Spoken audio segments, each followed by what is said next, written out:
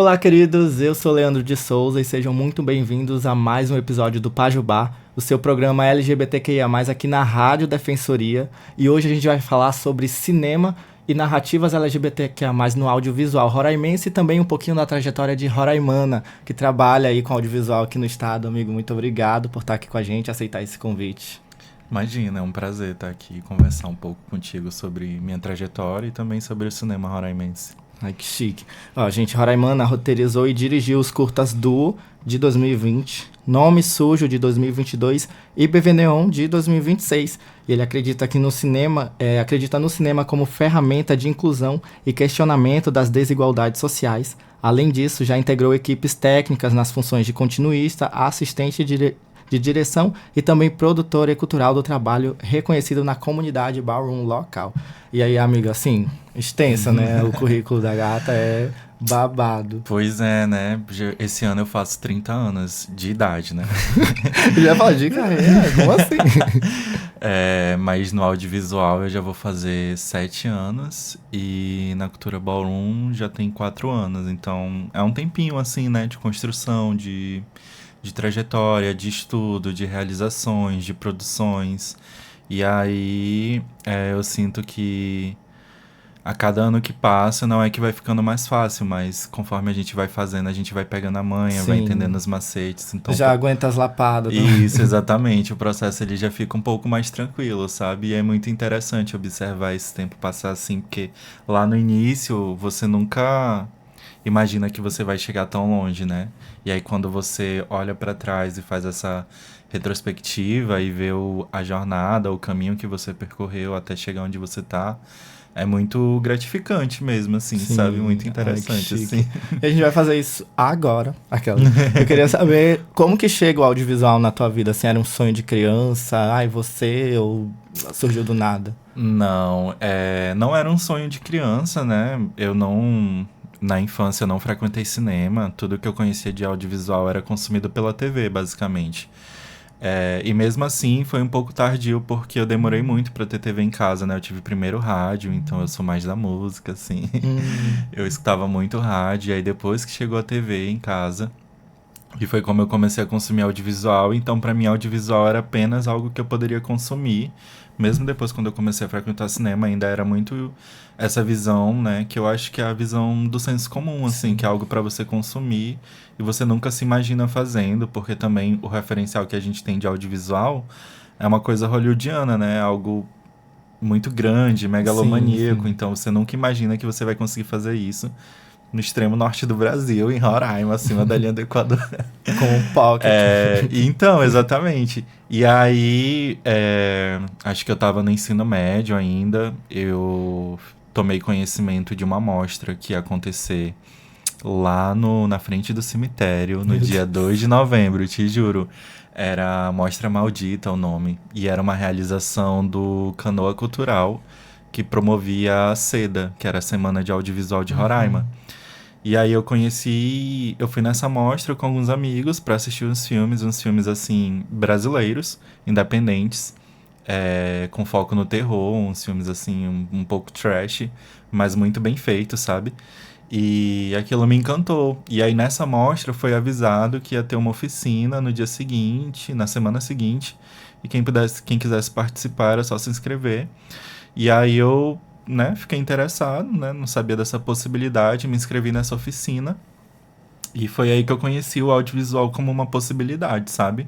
Como algo, além de ser consumido, de você sentar na frente de uma tela e consumir, mas algo de você estar por trás da câmera e produzir. Eu lembro que nessa oficina eu conheci o Cláudio Lavô, que é um grande produtor audiovisual daqui de Roraima, assim, uma referência. Não só daqui de Roraima, mas do norte do Brasil também. Ele trabalha fazendo som para cinema. É um dos melhores que a gente tem aqui no norte. E trabalho com ele até hoje, inclusive. Ele fez a trilha sonora de BV Neon. Eu sempre que posso, e sempre que ele tem agenda, porque tem isso também, ele é super ocupado. Sempre que ele tem agenda também, eu gosto muito de trabalhar com ele. E aí foi através do Cláudio Lavô que eu fui conhecendo esse contato, né, com o mundo audiovisual. Eu lembro que nessa oficina a gente escreveu um roteiro, a gente chegou a gravar, a gente mexeu em câmera, mexeu E aí eu despertei esse desejo, né? Já ali no ensino médio, eu despertei esse desejo de trabalhar com audiovisual, mas ainda entendendo que não era uma possibilidade concreta, porque a gente não tinha curso aqui em Roraima, né? Era muito escasso, assim. Na época eu não lembro o que tinha eram essas oficinas que eram oferecidas por alguns eventos. E nem todos eu conseguia participar, mas assim, enquanto teve seda, porque eu lembro que teve uma pausa, né? Um hiato nessa semana do audiovisual, mas enquanto teve, eu tentei participar de todas as edições possíveis, porque além da mostra, sempre tinha uma oficina, sabe? Sim. Então eu consegui fazer também uma oficina de maquiagem, de efeito especial pra monstros, sabe? Assim, aprendi a mexer com latex, com Ai, umas que coisas, chique. assim, como é Ai, que que legal. funciona pra câmera. E foi com um diretor chamado Rodrigo Aragão, lá do Espírito Santo. Então, esses eventos, eles funcionavam como, sei lá, assim, como essa possibilidade mesmo da gente ter acesso a essas informações, sabe? De como produzir, de como fazer uma maquiagem, de como operar uma câmera, como operar um microfone. E aí eu fui participando, depois entrou em ato, aí ficou um tempo sem acontecer. A gente tem esse problema de continuidade nos projetos, né? Relacionados à cultura, porque, enfim, depende de edital, depende de governo, depende do interesse público em fomentar Sim. essas, enfim, mostras, oficinas, formações. E aí eu deixei de lado um pouco, assim, né? Porque não entendia muito bem como eu ia fazer para trabalhar com audiovisual, para estudar audiovisual. Aí terminei o ensino médio, fui para graduação. Daí eu fui, enfim, fiz letras, fiz ciência da computação, fiz Chocado, eu não economia, sabia. fiz vários cursos assim, porque, enfim, tinha que fazer alguma coisa, né? Tinha que estudar.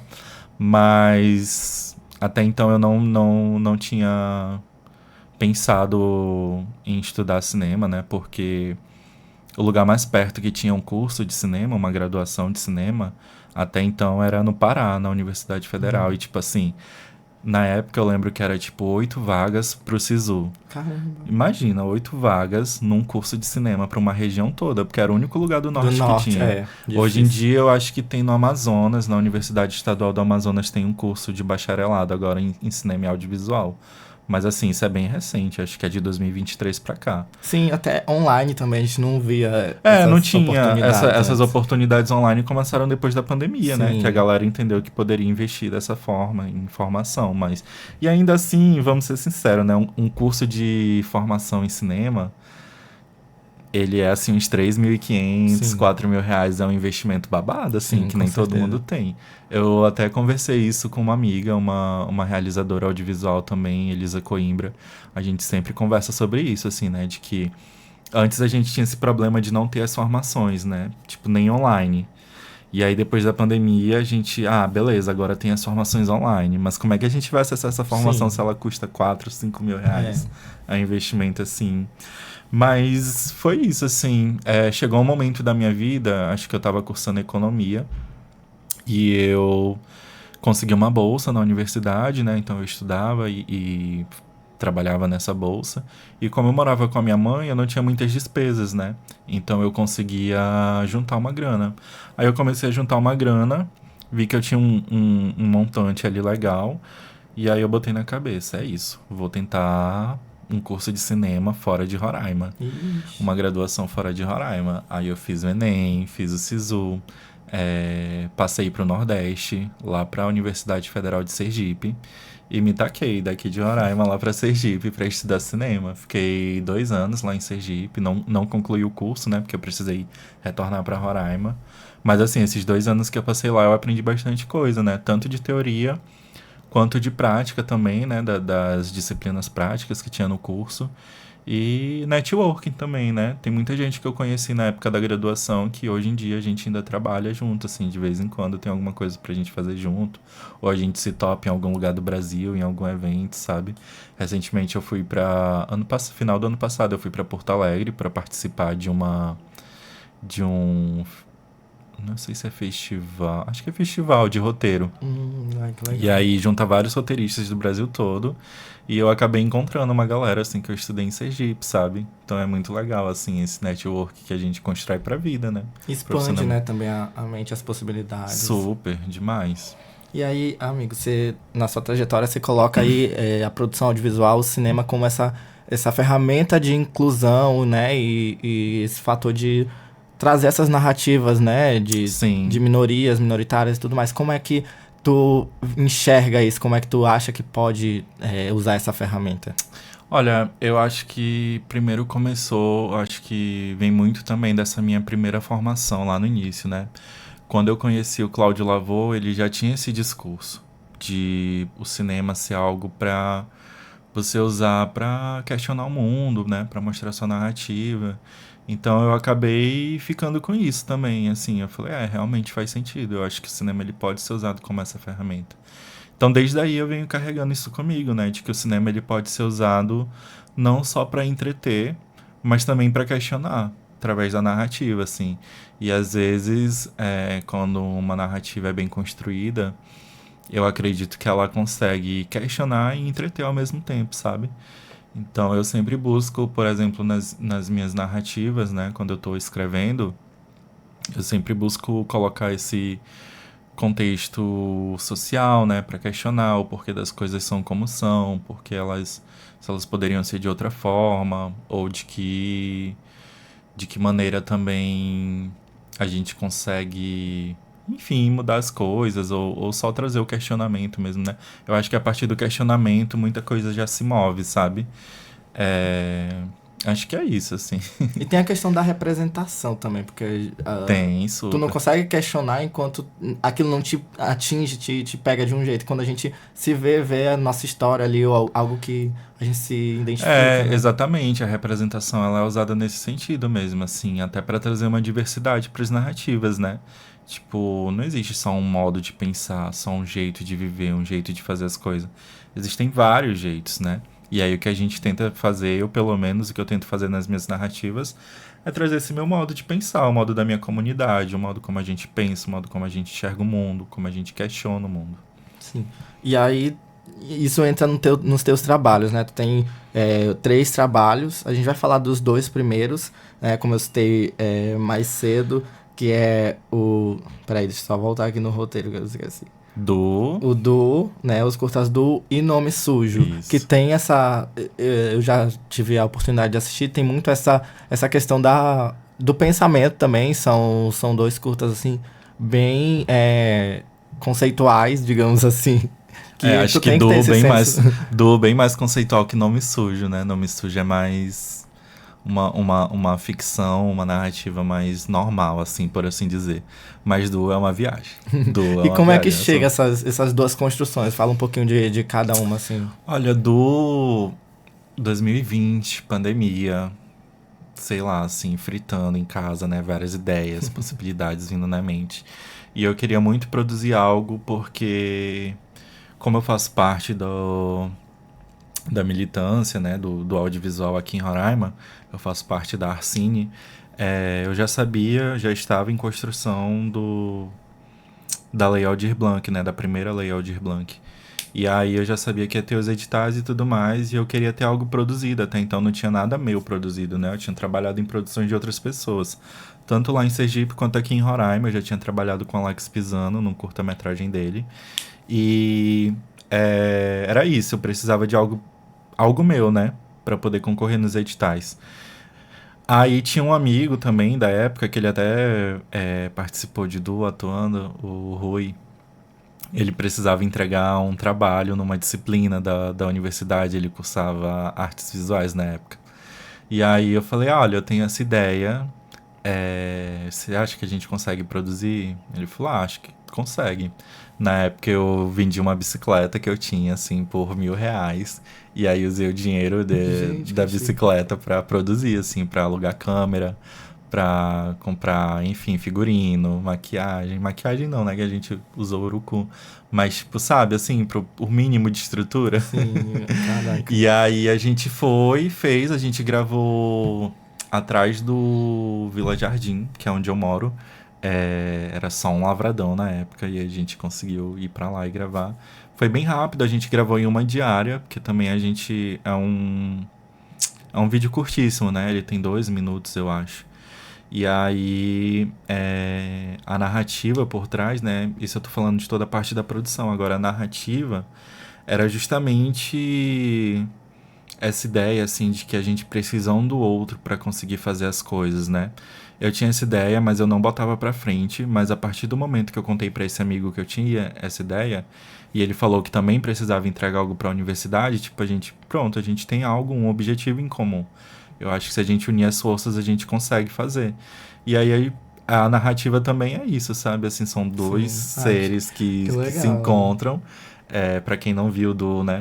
São dois seres que se encontram e um tem a água e o outro tem o copo, assim. Aí eles precisam, sabe, se unir pra, enfim, seguir os caminhos de cada um. Quase o destino, né? Porque a É, tua história pessoal combinando não, foi isso. Quando a gente queria fazer, mas a gente não tinha narrativa ainda, né? Aí depois que a gente decidiu o que ia fazer, foi que a gente construiu a narrativa. Então a narrativa foi construída realmente em cima dessa necessidade nossa, assim, comum de se ajudar. A gente construiu o roteiro junto, a direção também, o Rui fez a edição. É, E aí foi isso, assim, deu super certo. Depois eu ganhei um edital da Aldir Blanc com esse curso, né? Consegui recuperar o dinheiro investido, foi bem legal. Ah, que legal. Pelo Deu menos, né? certo A no fim das importância contas. desses editais também. E Sim. aí vem Nome Sujo, que eu acho que é o mais hit, assim, porque quando lançou, assim, eu falei, caraca, chegou pra festival nacional, internacional, eu falei, gente, que chique, que legal. Pois é, Nome Sujo também foi produzido a partir da primeira Aldir Blanc, né? É, a gente conseguiu o edital estadual para o recurso, né? E aí era a minha primeira produção, digamos, mais séria, né? Porque eu tinha um recurso ali para contratar uma equipe grande e uma equipe profissional, né?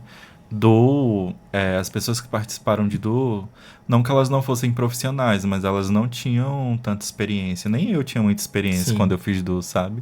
E a gente fez com R$ 1.000.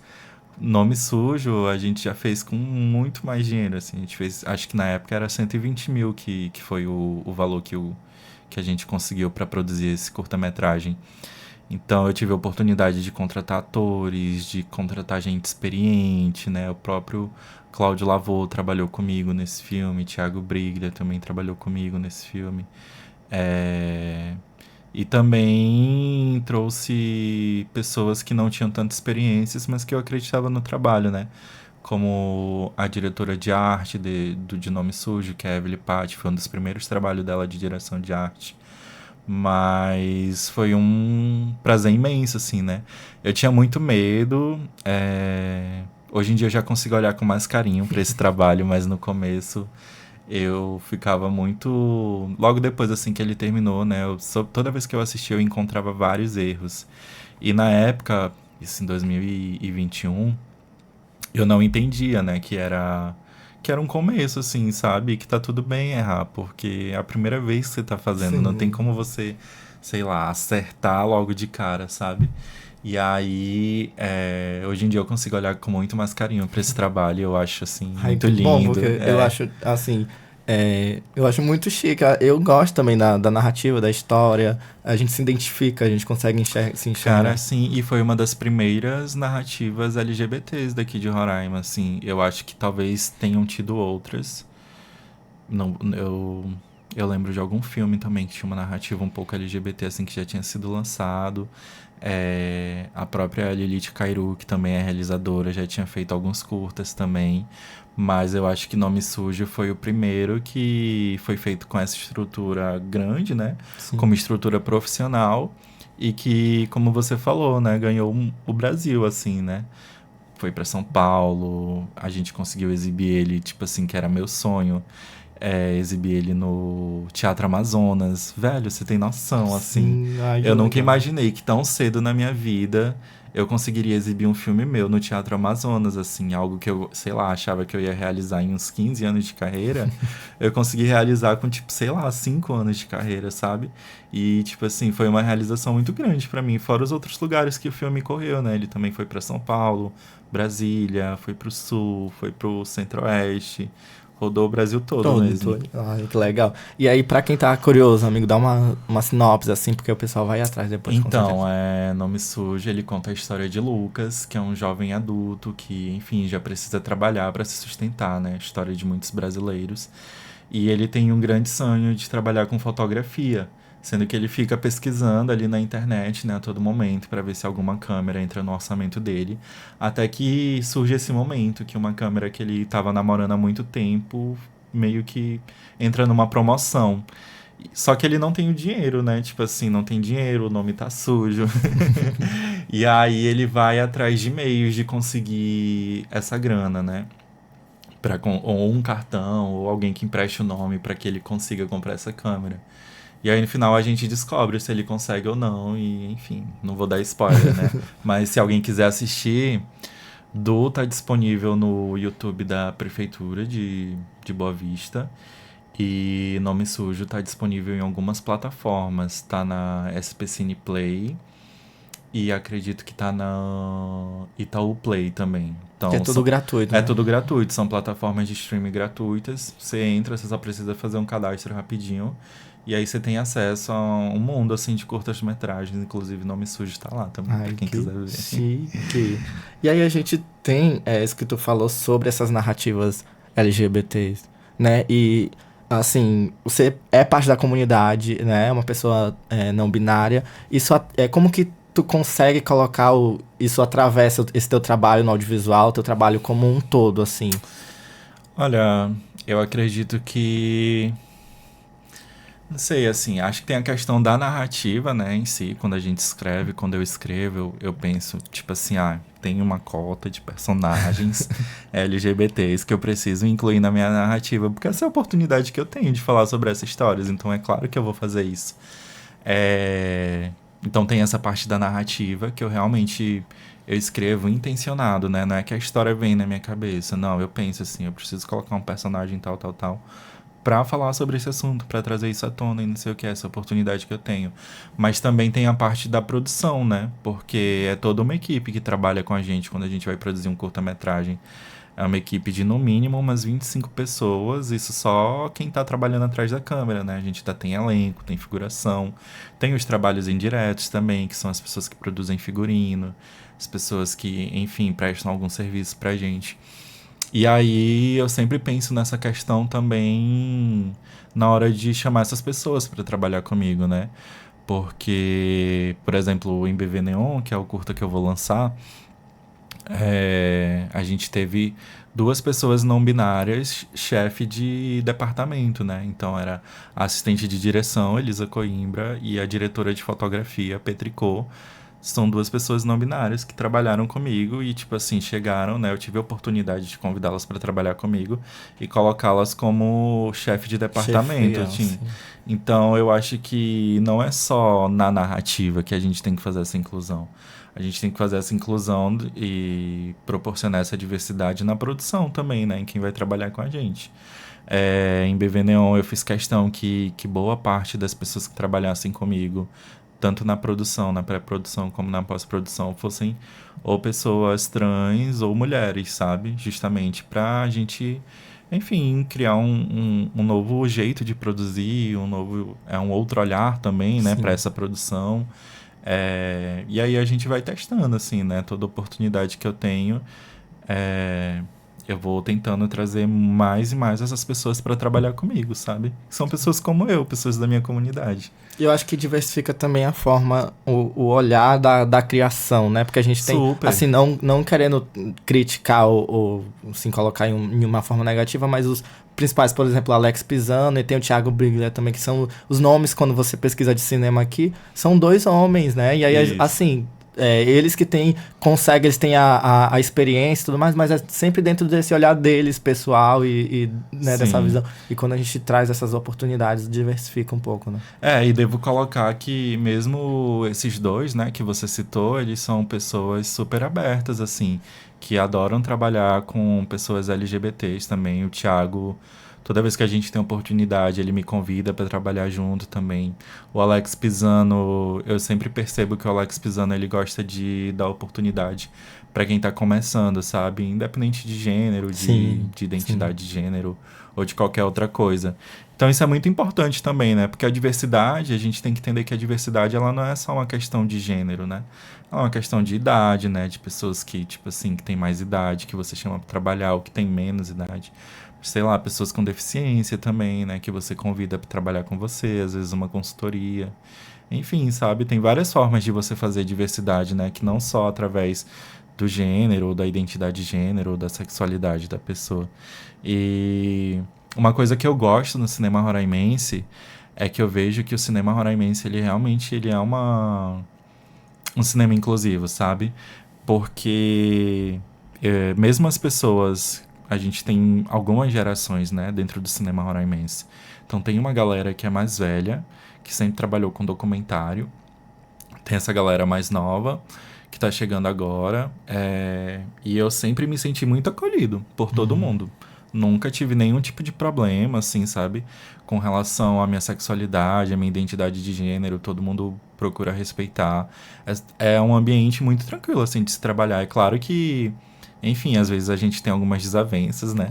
Mas é mais de ordem profissional, sabe? Não de ordem pessoal. Então acaba que o cinema em Roraima, ele... Acho que por ser pequeno também, sabe? Todo mundo se Tá conhece. começando, né? Ele ainda é um ambiente muito tranquilo de se trabalhar, porque eu já trabalhei em outros lugares que, tipo assim, amor, ninguém quer saber de nada, não. É um comendo o outro, um engolindo o outro, um por cima do outro, Meu sabe? E eu não Deus. vejo isso acontecer aqui. Eu vejo que é um clima muito mais amistoso, assim, muito mais legal de trabalhar, sabe? Isso é ótimo, assim, né? Pra quem tá chegando, se sentir acolhido. Toda vez que alguém fala pra mim que vai começar, eu sempre incentivo e eu sempre falo isso, né? Olha, eu acho que você vai começar em um lugar ótimo, assim. Roraima é um lugar muito tranquilo de se trabalhar, porque as pessoas se respeitam, as pessoas, sabe, assim, não tem essas coisas que eu já vi em outros lugares, assim, da galera se engolir. Porque tem o apoio mútuo, né? Isso, exatamente. E aí falando um pouco de público também, porque quando a gente cria um filme, a gente tem...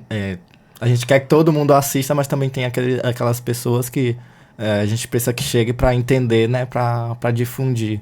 Como é que tu enxerga o público daqui de Roraima, assim, principalmente para tuas produções ou também no geral? Eu acho que o público, ele tá sendo construído também, né? Junto com a cena roraimense. É, eu acho importante a gente colocar que o público de cinema, ele é construído quando ele começa a frequentar cineclubes, a sala de cinema, né? E aí a gente tem algumas questões aqui em Roraima, né? Por exemplo, as salas de cinema que a gente tem em Roraima são salas comerciais. A gente tem o Super K, que é um cinema de rua, mas que basicamente passa filmes comerciais, né? Sim.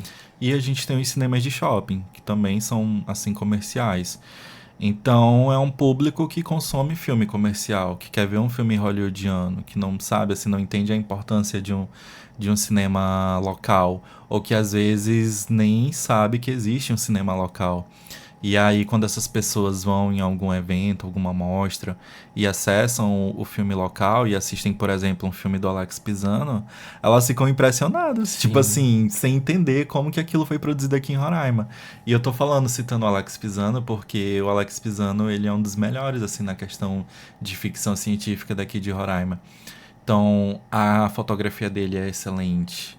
Narrativa muito boa também, assim, você consegue, sabe, ter essa imersão mesmo na narrativa dele. O som do filme dele é sempre muito lindo, a divulgação, sabe, tudo. Ele é um diretor que ele cria, eu acho que eu aprendo muito com ele nesse sentido, ele cria toda essa vontade de assistir. E aí é muito legal ver quando pessoas que nunca acessaram o cinema local vão e assistem um filme dele e ficam impressionados, assim, tipo, meu Deus, como isso foi feito aqui em Roraima? E sim, gente, isso aqui foi feito aqui em Roraima com pessoas daqui, sabe? Porque é justamente isso, é um público que está acostumado a consumir filme comercial, filme hollywoodiano, que não tem ideia que a gente faz um cinema local, às vezes não tem nem ideia que existe um cinema nacional muito bom, né? E aí esse público ele tá sendo construído, a gente vem vendo que agora a gente tem muito mais cineclubes, né, espalhados por Roraima, né, ações cineclubistas estão acontecendo, tem também um cinema de shopping que tá abrindo as portas pro cinema local, Sim, que é eu percebi o isso recente. Acho que é Yanomax. Yanomax. Yanomax, que tá fazendo... Sempre rola mostra de cinema local lá no Yanomax, sabe? Então, são essas coisas que vão ajudando a gente a construir o público, né? Eu acho que o público... Acho que uma outra coisa que vai mudar o patamar também do público, principalmente do público roraimense, é quando a gente tiver mais longas produzidas aqui em Roraima, passando nos cinemas daqui de Roraima, né? Porque, beleza, a gente tá numa geração de produzir bastante curtas, mas é isso que a galera quer ver, a longa-metragem, né? Que é o que é justamente também o que vai pra sala de cinema comercial. O curta-metragem, ele tem uma vida ali em festivais, em mostras, mas o que vai pra sala comercial de cinema é o longa-metragem, né? Então, a partir do momento que a gente tiver mais longa-metragens roraimenses rodando nas salas comerciais, eu acho que a gente vai conseguir aumentar esse público. E isso não está muito longe de acontecer, graças a Deus. A gente já tem alguns filmes, um que já foi produzido, acho que já está em processo de finalização pela Platô Filmes, que é o Ninho Tinto, que ganhou vários prêmios recentemente. Inclusive eu tô na figuração. Olha aí. E tá pra ser lançado, assim, eu acredito que muito em breve esse filme vai ser lançado. E eu tô doido pra ver esse filme numa sala de cinema grande daqui de Roraima, sabe? E a gente tem outros também, com a Lei Paulo Gustavo, a gente teve 3 longas de ficção sendo aprovados, né, para ser produzido, que conseguiu recurso para ser produzido. Então eu acredito que nos próximos 3, 4 anos a gente vai ter pelo menos uns 4 filmes roraimenses rodando nas salas comerciais. Então acho que é uma outra oportunidade do público interagir com o cinema local, sabe? Uma outra forma também, assim. Eu tô com altas expectativas e tô me colocando nesse lugar de público também. Não tô nem me colocando assim como realizador. Eu tô amando porque tu já instiga a gente aqui. Tipo, tu tá falando aí, eu já quero assistir, quero estar lá também. E aí a gente chega a BV Neon, como tu já citou. Dá pra perceber que tá sendo teu xodózinho, que ele já citou umas 3, 4 vezes aqui indiretamente. E como é que chega essa história pra ti, essa produção? O que é de novo, de diferente, assim, nesse teu trabalho novo? Olha, eu nem sei dizer, na verdade, assim. Porque a narrativa de BV Neon, eu comecei a construir ela logo depois que eu lancei Nome Sujo, né? Então, por volta de 2022, eu comecei a construir essa narrativa de BV Neon. Os meus insights para construir roteiro, para escrever roteiro, eles são, assim, bem... Não sei se bem loucos, não sei se é o comum, mas, assim, para mim funciona dessa forma. Para Nome Sujo foi uma matéria que eu li, isso que falava sobre endividamento da população jovem e tudo mais. E pra BV Neon foi um tweet de alguém contando uma história, assim. Ai, chique. Que é justamente o plot do filme, assim. Que esse tweet me falei assim, velho, isso dá um ótimo filme. E aí eu construí toda uma narrativa em cima desse tweet, desse plot. Lá em 2022. Porque a gente já sabia que ia ter a Lei Paulo Gustavo, né? Então a gente já estava se preparando, escrevendo projetos e tudo mais pra ter acesso a esse edital também. Em 2023, acho que a lei foi aprovada de fato, foi em 2022 ainda, mas levou um tempinho até. Eu sei que eu vim receber o recurso para fazer esse filme em 2024, né? E aí em 2025 a gente conseguiu gravar. Foi uma outra experiência, né? Porque em 2000, quando a gente foi gravar Nome Sujo, ou BV Neon, eu já tinha trabalhado em outros filmes, né? Já tinha feito, enfim, continuidade, assistência de direção, produção executiva também. Então eu já tinha muito mais conhecimento, né? E aí eu consegui meio que tocar sozinho, entre várias aspas, né? Porque a gente nunca trabalha sozinho no audiovisual. Mas eu consegui tocar a BV Neon como sendo a cabeça máxima ali, né? Porque às vezes a gente acha que o diretor é a cabeça máxima de um filme. E não é. O diretor, ele é só a parte criativa do filme. Mas acima do diretor, a gente tem o produtor executivo, que é justamente quem vai trabalhar com contrato, quem vai contratar as pessoas, vai fechar as parcerias, sabe? E aí eu peguei essa função de ser o produtor executivo de BV Neon também, né? Além de escrever o roteiro e fazer a direção, eu também fui a produtora executiva. Não recomendo acumular várias funções, assim. Mas assim, deu certo. Deu certo. O filme foi produzido, ele foi finalizado, e aí a gente tá se preparando para lançar ele logo logo. Acho que em junho vai ter um evento. Ai, que legal. Já posso até falar o nome, eu não vou lembrar a data do evento, mas é o Fest Cine.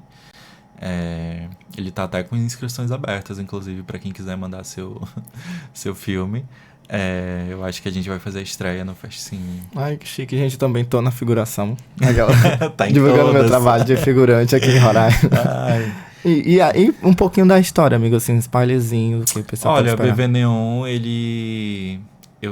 eu me considero um cronista, né? Toda vez que eu escrevo uma história, eu meio que tô contando uma crônica. E com BV Neon não é diferente, assim, ele é uma crônica ali de uma época da minha vida, quando eu tinha meus 21, 22 anos. Gente, eu já vou fazer 30. Mas nessa época da minha vida, né, com 22 anos, 21, tipo assim, eu não me importava muito em passar perrengue. Tipo, sabe? De, por exemplo, assim, querer ir pra balada, não ter dinheiro pra ir, não ter dinheiro, sabe, pra nada, Mas nem pra vai beber, pra mas balada. vou porque eu acredito que alguma coisa vai dar certo na balada. Vou encontrar algum amigo que vai oferecer alguma coisa, um corote, uma carona pra voltar pra casa. Se não, amor, é ir e voltar de ônibus. Então, lá nos meus 21, 22 anos era muito isso, assim, a gente não tinha nada, mas a gente tinha vontade de sair, de tipo assim, e eu sempre, nessa época também, eu já morava na periferia, né? Eu sempre morei na periferia. Então, minha vida sempre foi esse contexto de ter que me deslocar da periferia pro centro da cidade, porque é onde ficam Onde as fica baladas isso? aqui em Boa Vista, né? Ou, tipo, lá pro Caçari, sabe? Assim, Paraviana. É... E aí, BV Neon, ele é um pouco disso, sabe? Assim, desse momento da vida em que a gente vai... Só quer sair, mesmo sem ter grana nenhuma. E aí, a maioria das vezes eu ia de ônibus e voltava de ônibus, esperava amanhecer, o primeiro ônibus 5 da começar a manhã. rodar às 5 da manhã de domingo. Ixi, 5 nada, às vezes era 6, porque era domingo. Já assim, uma cara de zumbi, já assim, cansadíssima.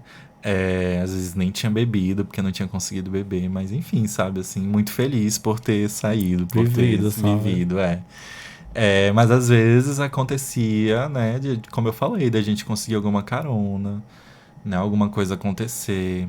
Eu não lembro se nessa época já tinha Uber, quando eu tinha 21, 22 anos aqui em Roraima. Porque agora com o Uber é muito mais fácil, né? Tipo assim, sabe? Você passa no cartão, depois você se vira pra pagar. Mas na época que não tinha Uber, gente, que era só ônibus e táxi, lá, ó, anos Sim. atrás, amor era muito sofrido, muito sofrido. E se você não, sei lá, não tivesse um amigo que tinha carro, sabe, pra você conseguir Batia o uma carona. desesperinho. Já na a hora da Super. noite tá chegando de madrugada e tá batendo aquele 5 desespero. da manhã, a galera da boate já expulsando, assim, ó, bora, vai saindo, vai saindo. E a gente tendo que descer pro terminal pra esperar o ônibus começar a rodar. Mas às vezes acontecia de, sei lá, alguém achar um dinheiro perdido, sabe? Uma nota de 50 jogada na rua, assim, que aconteceu algumas vezes, sabe? Ou mesmo da gente conseguir carona com alguém, sabe? E aí BV não é justamente sobre isso, né? É uma dupla de amigas que querem sair, tinham uma carona, a carona deu pra trás, elas falaram, não, a gente vai mesmo assim. E aí elas decidem ir pra voltar, elas tinham dinheiro de Uber pra voltar. Só que no meio do caminho elas falam, velho, a gente sempre volta de ônibus. O que é que vai ser mais uma noite voltando de ônibus? Ou mais um domingo voltando de manhã de ônibus pra casa? Bora pegar esse dinheiro que a gente tinha pro Uber e vamos beber. Que não era muita coisa também que elas tinham, mas Sim. elas decidem beber, né? Antes de entrar na balada, porque, né, na balada é mais cara a Mas, bebida, cara, então, assim, isso. tem que chegar na balada já, assim, calibrada. E aí, no meio da noite, acontece alguma coisa, um plot. O plot do tweet, que É. você já tem essa. Acontece alguma coisa que vai ter uma reviravolta na noite delas, sabe? Não sei, não vou dizer se é pro bem ou pro mal. Isso aí vocês vão ter que assistir, vão ter que ir na estreia Pra pra saber. entender, pra saber se é pro bem ou pro mal. Por enquanto, só quem tava no Twitter em 2022, aquelas que viu aquele tweet. Que viu aquele tweet. Eu nem Vai sei ser- se eu ainda tenho esse tweet, eu deixei ele salvo em algum lugar, algum drive assim, como recordação mesmo, né? Mas eu acho que ele, sei lá, assim, tá perdido por aí. Não sei se eu acho mais esse tweet. Mas era basicamente. Não dá pra eu falar o que era o tweet, gente, Não, senão não eu vou é. entregar o plot do Ele filme, já falou o que sabe? que é o spoiler. Vocês vão ver como é que é. Como é que é o nome quando live action do Twitch. É, o live Assiste action do nome, Twitch. Vocês... nome sujo que vocês vão no Twitch ao vivo. Não me sujo não, BV Neon. BV Neon. Eu sempre confundo também, amigo, juro. Eu sempre confundo. Às vezes eu tô falando de BV Neon e eu acabo soltando nome sujo. E aí não, quando lançar vai trocar, vai ser chamar nome sujo de BV Neon. Tomara. E aí a gente tá chegando já no final da nossa entrevista, tá? E aí eu queria, a gente sempre deixa pro final pra gente lacrar um pouco. Porque a gente tem visto aí internacionalmente, nacionalmente também, essas narrativas LGBT, filme, série, crescendo, né? E aí eu queria saber, assim, nessa tua perspectiva, como é que tu enxerga o futuro, né, do audiovisual LGBT, principalmente, de história, dessa construção. E aqui pra Roraima também, trazendo esse boom nacional, internacional. Tu acha que isso vem aqui pra Roraima também? Olha, pro Brasil e pro mundo, eu tenho uma visão bem otimista com relação a isso, sabe? Com esse boom das narrativas LGBTs. Mas não sei, assim, até quanto otimista eu sou, sabe? A gente tem um grande problema com as plataformas de streaming, né? Basicamente as plataformas de streaming. Aí eu tô falando de Netflix, tô falando de Amazon, tô falando de HBO. Eles querem produzir, eles querem que a gente produzam e não querem pagar imposto, sabe? E o imposto, pra quem não sabe, é justamente o que financia o cinema brasileiro. É justamente o imposto que essas plataformas pagam. Não só essas plataformas, toda produtora audiovisual brasileira registrada paga imposto. E é justamente esse imposto que vai ser reinvestido e aí as produtoras vão poder acessar de novo esse dinheiro que elas já pagaram de imposto, sabe? Para produzir seus filmes através dos editais da Ancine.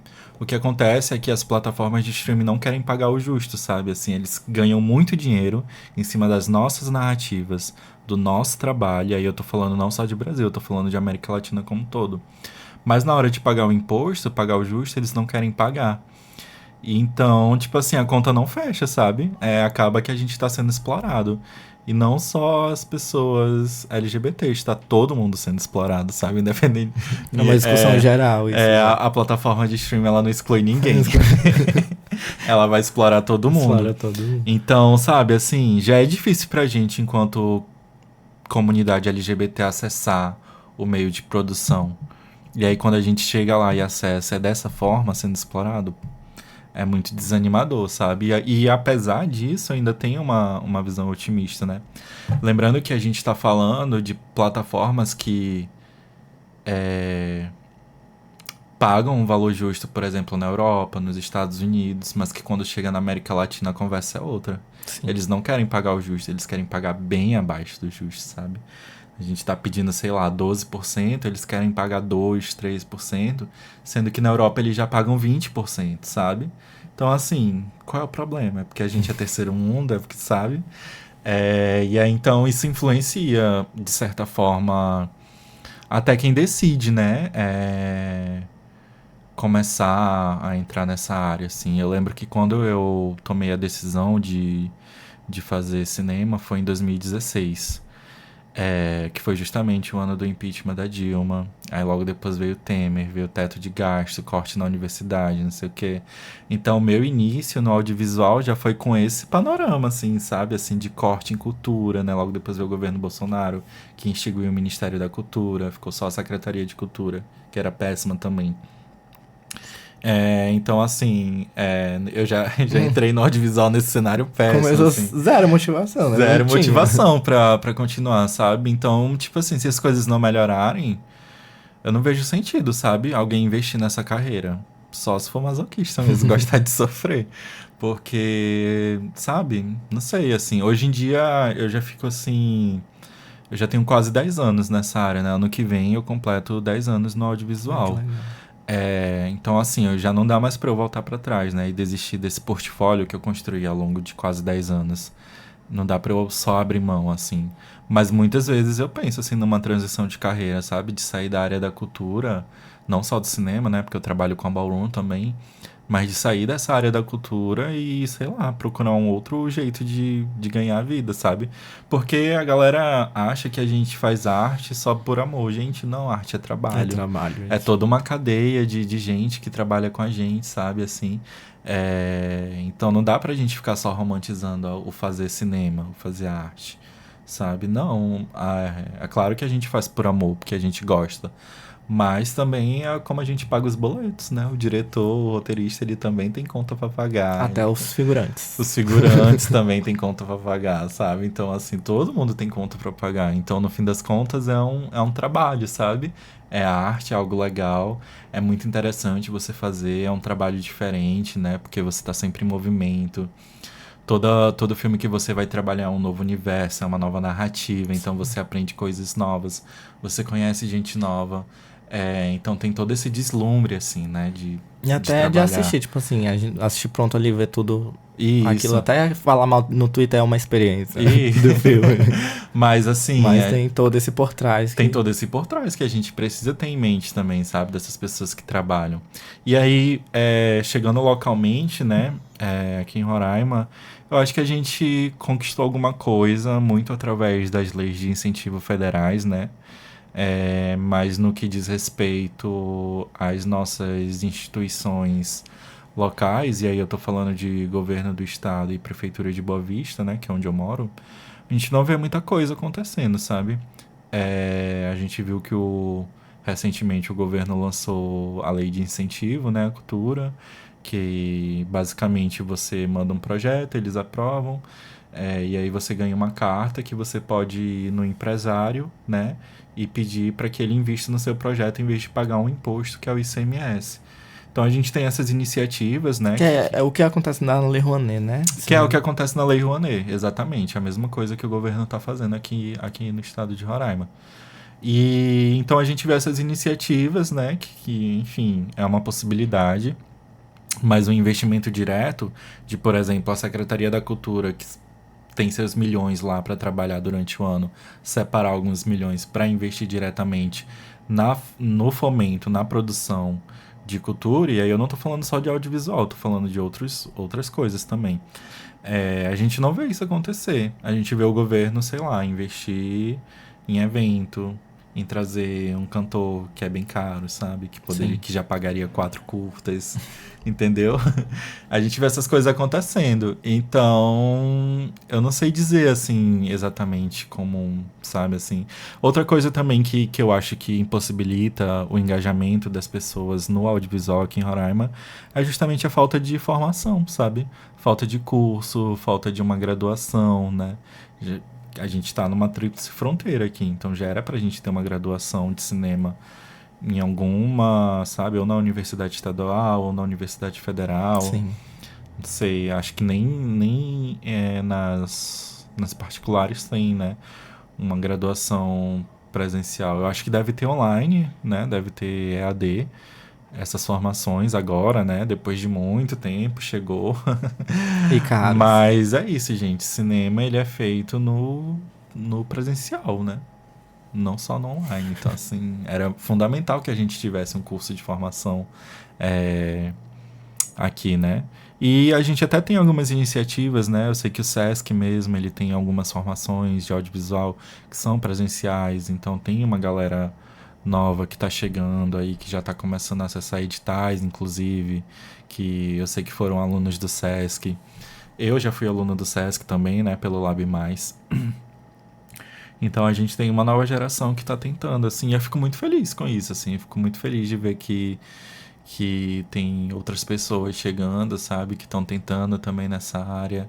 Muitas mulheres, eu tenho visto muitas mulheres produzindo seus próprios curtas-metragens e eu tô muito ansioso para ver quais são essas narrativas que essas mulheres estão trazendo, sabe, assim, pro cinema local. Então, assim, é um misto, assim, sabe? De desânimo com uma visão um pouco otimista também, assim, de ver as coisas acontecendo. Acho que porque não, é da gente não perder esse otimismo, né? Perder Sim, é do a brasileiro, né? É isso, gente. A gente chegou ao fim da nossa entrevista. Amigo, muito obrigado por aceitar mais uma vez estar aqui com a Imagina, eu gente. que agradeço. É sempre um prazer ter essa oportunidade de falar não só do meu trabalho, mas também, assim, de dar um pouco, assim, do panorama de como é a produção local, né? Eu fico sempre muito agradecido, assim, pelo interesse de vocês, sabe, no meu trabalho.